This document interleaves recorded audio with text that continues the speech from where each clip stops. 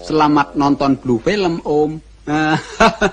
Film dimulai dengan montage sebuah kantor di mana banyak karyawan sibuk dengan pekerjaannya masing-masing. Beberapa menulis memo di atas kertas sementara yang lain bekerja dengan laptop mereka. Seorang pria berkacamata yang bernama Chucky juga sedang bekerja menggunakan laptopnya. Namun tiba-tiba ia melihat sesuatu di dinding di dekatnya. Karena merasa ada yang aneh, dia terus memandangi laptop dan dindingnya berkali-kali. Ajaibnya, kursor mouse laptop terlihat melayang di dinding dan bisa keluar dari layar laptopnya. Chucky pun gak percaya dengan apa yang dia lihat. Dia mencoba menggerakkan jarinya di atas touchpad laptop. Ajaibnya, kursor di dinding itu ikut bergerak. Melihat ini, dia langsung menjadi bersemangat.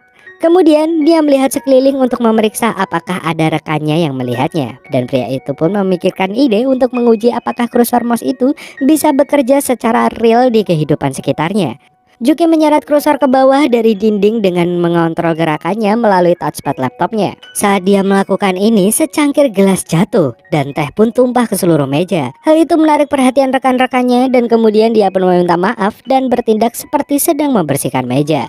Setelah percobaan yang sukses, dia jadi senang. Chucky kemudian melihat sekeliling dan menemukan hal lain untuk bereksperimen dengan kursor ajaib tersebut. Dia melihat surat di atas mejanya dan memindahkan kursor ke arah tersebut. Saat dia mengarahkannya ke sekitar huruf dan mengekliknya, panah itu berubah menjadi kursor yang biasa kita gunakan di Microsoft Word lah. Dan surat tersebut berisi tentang permintaan pengurangan denda karena terlambat masuk kerja. Chucky pun mengeklik kursor ke sana, menghapus kalimat dan menulis bosnya brengsek dan meminta untuk menambahkan kompensasi ke biaya bulanannya. Dan setelah melakukan ini, dia mengambil surat itu di tangannya dan mulai tertawa. Namun karena rekan-rekannya merasa terganggu, Chucky pun berhenti tertawa dengan canggung. Dia kemudian melihat ke atas surat itu dan tersenyum. Untuk meneruskan eksperimennya, akhirnya Chucky keluar ruangan bersama dengan laptop misterius itu di tangannya. Saat Chucky melangkah ke lorong, dia melihat seorang gadis cantik walalalala bekerja di ruangan sebelah. Chucky duduk di kursi di depan ruangannya, di mana dia bisa melihat melalui kaca ruangan. Chucky kemudian berpura-pura bekerja di depan laptop supaya bisa mengintipnya secara diam-diam. Chucky perlahan mengeluarkan kursor itu dari laptop, menuruni meja menuju ruangan mbak-mbaknya. Mbak-mbak cantik ini sibuk bekerja sambil berbalik ke depan untuk melihat berkas-berkasnya. Chucky mengarahkan kursor mouse ke dalam rok mbaknya dan lalu mulai mengeklik touchpadnya. Saat dia melakukannya, mbak-mbak ini langsung terengah-engah merasakan sesuatu. Chucky perlahan menggosok-gosok mouse-nya dan mengintip untuk melihat reaksinya. Ajaibnya, si mbak-mbak ini mulai terengah-engah dan kehilangan kendali atas tubuhnya. Dia mulai geli-geli enak saat Chucky mempercepat gerakan mouse-nya. Karena gak kuat, mbak-mbak ini segera bergegas ke kamar mandi untuk melanjutkan keenakannya. Walalalala. Setelah kejahatannya di dalam kantor, Chucky menuju ke temannya yang sedang berbicara dengan dua orang wanita. Dia meminta temannya untuk ikut dengannya untuk membicarakan rahasia besar yang baru saja dia temukan. Mereka pun pergi ke atap. Chucky menceritakan keajaiban laptop yang ia pegang. Chucky menunjukkannya dengan mengedit papan yang bertuliskan bank kredit menjadi noobs, clown, dan basta.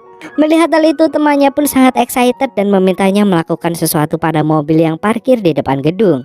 Chucky pun mulai mengedit dan mengecilkan ukuran mobil itu hingga menyusut menjadi mainan. Si teman menjadi sangat bersemangat dan mengatakan kepadanya bahwa dia masih tidak percaya dengan apa yang dia lihat. Sebuah laptop akan memberi mereka peluang tak terbatas dan mereka dapat melakukan apa saja dengannya. Saat si teman terus mengoceh, Chucky mengkopi dinding rumah dan menempelkannya di jendela untuk menutupnya dengan dinding. Melihat hal ini, sang teman menjelaskan bahwa mereka dapat membuka program apa saja dan membuatnya bekerja di dunia real. Mereka dapat melakukan segalanya dan bahkan bisa menjadi perangkat teleportasi. Pada titik ini, Chucky mulai melihat temannya dengan tatapan gelisah. Sementara si teman terus mengoceh dan mengatakan bahwa mereka bisa merampok bank dengan mudah. Kemudian setelah mendapatkan uangnya, si teman berkata bahwa ia akan menghancurkan bangunan tersebut sehingga tidak ada bukti kejahatannya. Rupanya Chucky tidak menyukai ide dari si teman itu. Sementara itu di depan gedung, pemilik mobil sedang mencari mobilnya yang tiba-tiba hilang. Namun ketika dia melihat ke bawah, dia terkejut melihat mobil mainan kecil yang mirip dengan mobilnya di tempat parkir. Kembali pada Juki dan si teman yang semakin berambisi bahwa mereka dapat melakukan apa aja dan gak ada orang yang dapat menghentikan mereka. Bahkan dia berencana akan menjangkau siapa saja, dan semua penjahat, politisi, dan polisi akan mematuhi perintah mereka. Juki yang mulai ketakutan melihat-lihat laptopnya dan mengklik salah satu icon, lalu menggerakkan kursor mouse untuk membingkai tubuh si temannya. Temannya yang gak sadar terus ngoceh bahwa jika ada yang datang untuk menyerang mereka, Juki dan temannya itu bisa menghapus mereka dan menyelesaikan semua masalahnya. Temannya yang gila itu bahkan berbicara tentang menghapus tentara dengan menekan tombol hapus. Juki terkejut saat mendengar rencana gila temannya itu, dan saat si teman sibuk ngoceh, Juki menekan tombol Ctrl plus X pada keyboardnya, cara untuk menghilangkan objek yang dia pilih. Namun sayangnya saat Juki menekannya, tangan temannya keluar dari area bingkai dan terlepas dari tubuhnya saat temannya menghilang.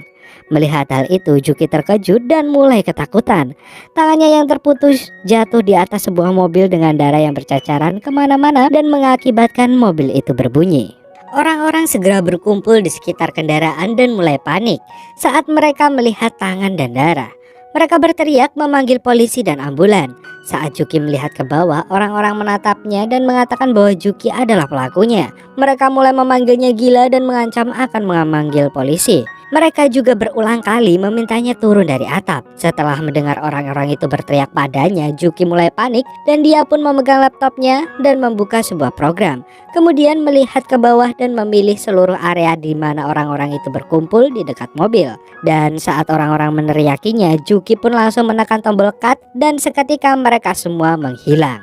Juki memeriksa keadaan di bawah dan tidak menemukan orang-orang yang tadi meneriakinya. Setelah takut dengan apa yang dilakukannya, Juki segera meninggalkan tempat itu dengan terburu-buru dan terus melihat ke depan dan belakang. Gak lama kemudian sebuah mobil datang dari arah berlawanan. Juki meminta si supir untuk menghentikan mobilnya dan meminta tolong untuk mengantarnya pergi ke Kremlin dengan cepat. Namun si supir mengatakan bahwa jalan untuk menuju ke sana sedang macet parah. Juki tetap memohon dan akan membayarnya dengan jumlah berapapun, tapi si supir tetap menolak dan pergi. Saat mobil pergi, Juki mencoba membuka laptopnya dan segera menutupnya saat mobil itu hilang dari pandangannya. Di adegan terakhir, Juki terus berjalan ke depan dan mendekati sebuah bangunan besar. Saat dia melihat ke sana sini, dia menemukan panah besar yang melayang di dinding gedung. Dia pun menjadi ketakutan dan melihat ke area sekitar. Saat dia mencoba untuk bergerak maju, dia melihat panah kursor di jalanan menunjuk ke arahnya. Juki mulai terengah-engah dan khawatir. Saat dia perlahan mundur beberapa langkah, kursor itu bergerak lagi ke arahnya lalu menutupinya. Dan saat dia melihat ke arah langit, kursor itu berbunyi klik dan dia pun hancur di tanah. Hal ini menunjukkan bahwa ada orang lain memiliki laptop dengan kekuatan ajaib juga. Dan setelah menghabisinya, kursor itu mulai bergerak keluar dari bingkai dan filmnya pun selesai. Mas, bangun mas, filmnya udah habis. Kontrakan saya kan cuma sampai beduk subuh. Merinding disco.